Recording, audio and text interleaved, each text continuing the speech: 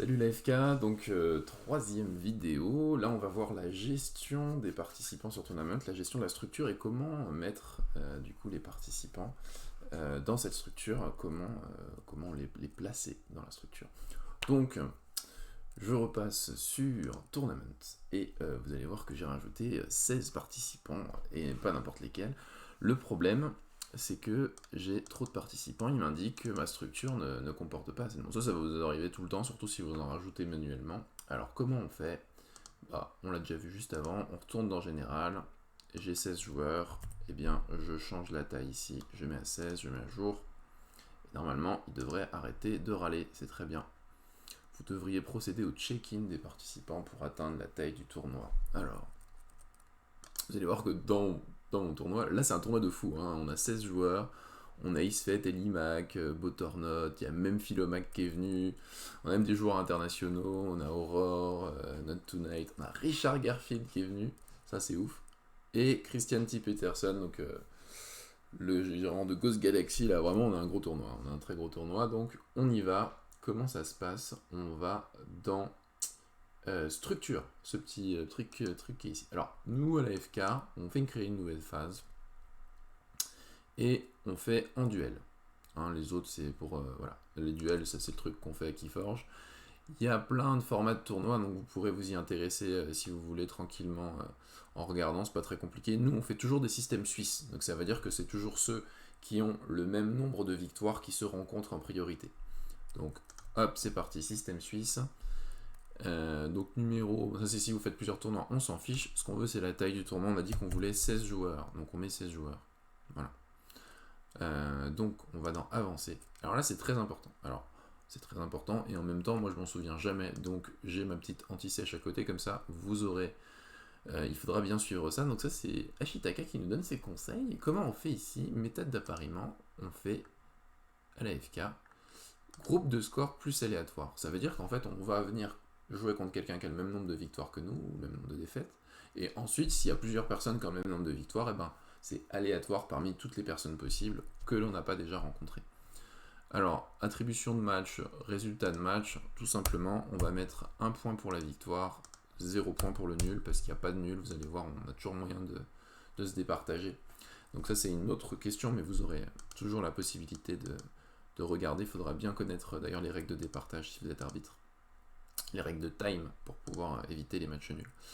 Bye, c'est si quelqu'un s'absente, donc du coup si on joue contre, enfin si on est impair ou si quelqu'un part pendant le tournoi, eh bien on peut avoir un bye, dans ce cas là ça fait 1 point, donc on gagne une victoire comme si on avait gagné le match.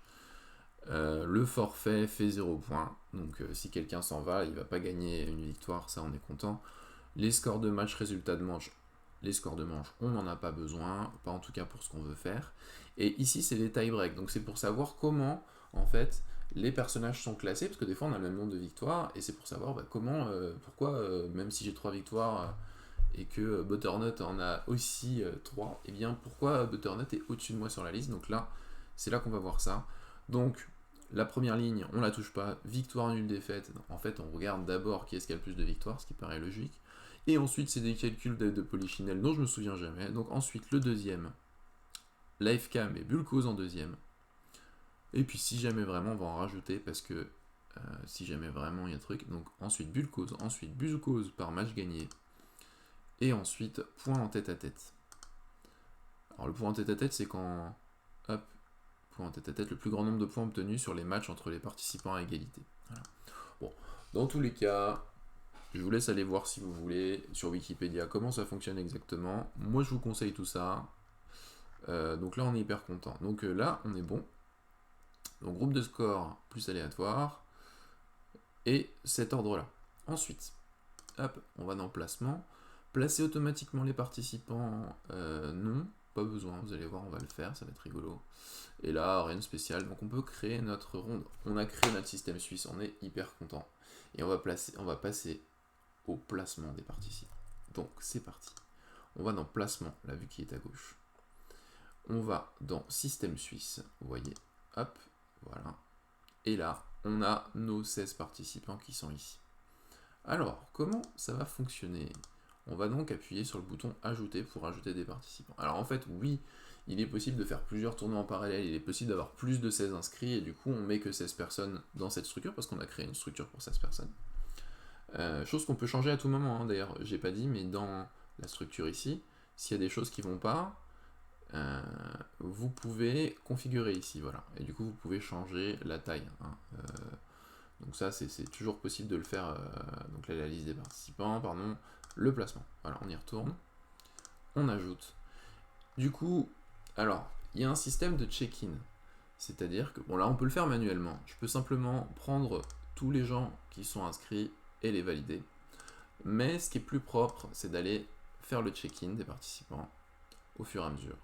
Donc il vient d'arriver, Limac est arrivé, Butternut il est en retard, Not Tonight qui vient des États-Unis il est déjà là, Richard Garfield et Christian Peterson aussi. Voilà, donc on peut les mettre. On peut mettre. Alors attends, est-ce que ça peut check-in tout le monde? Ah voilà, ouais. Voilà, j'ai check-in tout le monde. Bon, on le fait au fur et à mesure. Et du coup, dans le placement, quand on est en système suisse, tac, voilà, je vais ajouter. Je mets ceux qui sont en check-in, ok, je valide. Ah non, ok, check-in, ok, en fait il va m'afficher dans la liste tous ceux qui ont check-in. Et là, typiquement, si j'appuie sur pas check-in, il va me mettre ceux qui sont pas encore check-in. Ok, très bien. Donc je prends tous ceux que j'ai sélectionnés et je valide. Et donc tout le monde est dans la structure. Alors, ce qu'on vous conseille de faire, c'est d'appuyer plusieurs fois sur randomiser ici. Ça, c'est juste pour que les gens se placent vraiment de façon aléatoire. Comme ça, vous regardez pas qui est en quelle position, parce qu'en fait, en théorie, du coup, certaines positions vont se battre entre elles. Je vais appuyer sur enregistrer. Et donc, notre placement est fait. Bon, une fois que c'est fait, comment ça se passe? Et ben on a fini notre placement et du coup on va pouvoir créer notre première ronde. Non, la première ronde elle a déjà été faite. Et ben en fait, et voilà, on va aller dans match système suisse. Voilà.